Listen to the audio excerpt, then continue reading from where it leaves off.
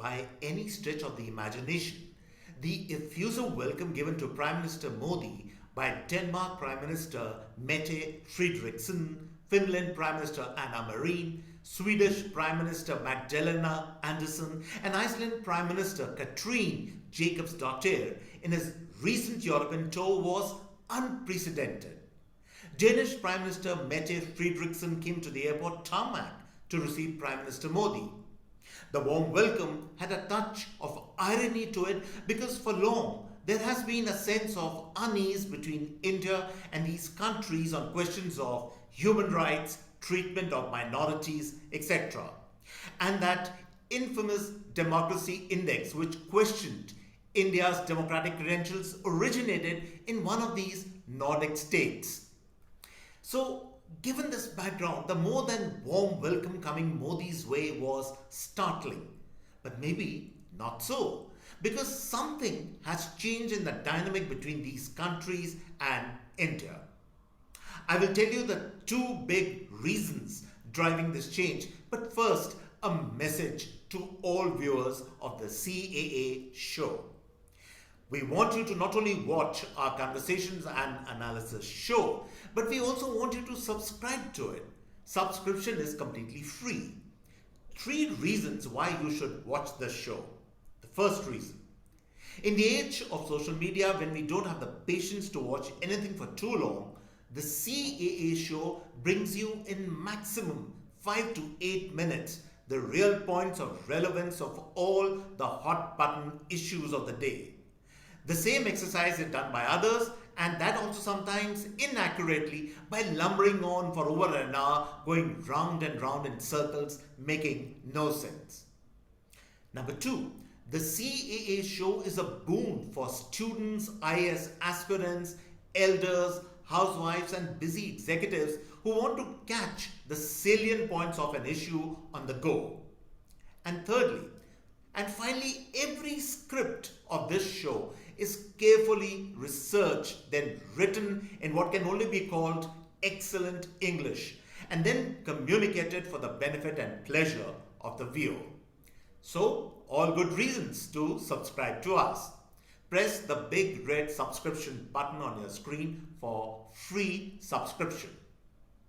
Now, back to the issue of the day. Climate change, cooperation, fisheries and water resources management, the ready acceptance of Indian techies in these countries for their technological upgradation, these are all important reasons for these countries and India to come together.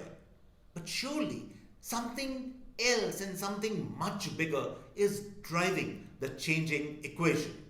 Something that these countries want from India and something in exchange we want from them. Look at the map how these countries are located. All these countries are part of the Scandinavian peninsula.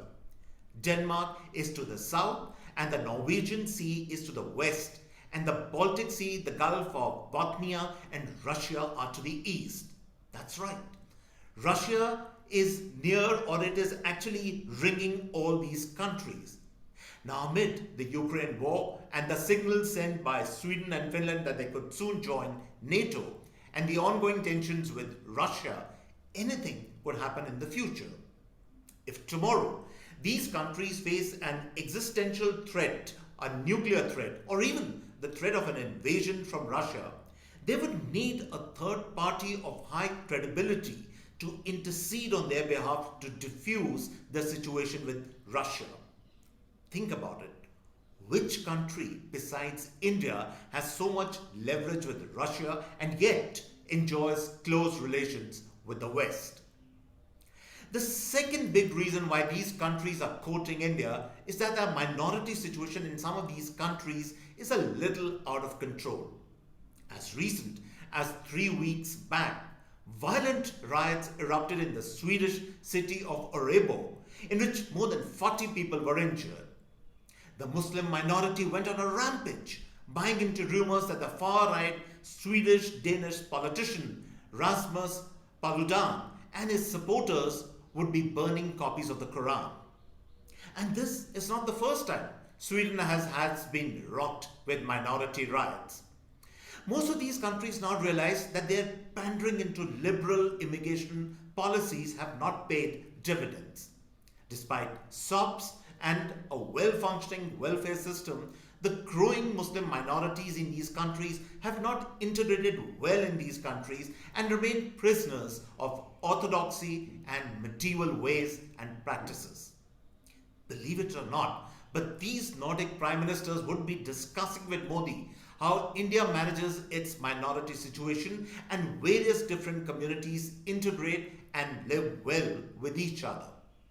They would be looking at pointers from Modi how best they deal with their own minority situation. Don't for a moment believe the liberal media narrative that minorities in India are up in arms over loudspeakers, azan, hijab, etc. Only the minority in a minority take to the streets.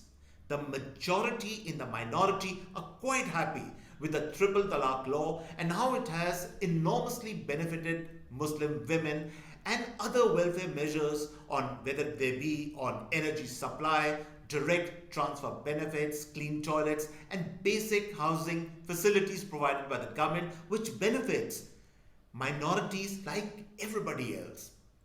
And therefore, it would not be imaginative to say that if such a conversation has taken place between Modi and the Nordic prime ministers, then Modi would have emphasized his government's approach of providing a just, equal opportunity, but also a rule-bound environment for the Muslim minority in consonance with the principle of Sabka Saath, Sabka Vikas. Even the Nordic countries with some of the highest per capita incomes in the world would be buying in our new approach to manage majority and minority aspirations.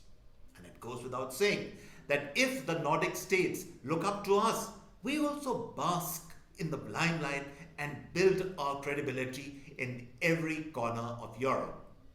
This is India's moment, and post-COVID, the stars are in alignment for our country.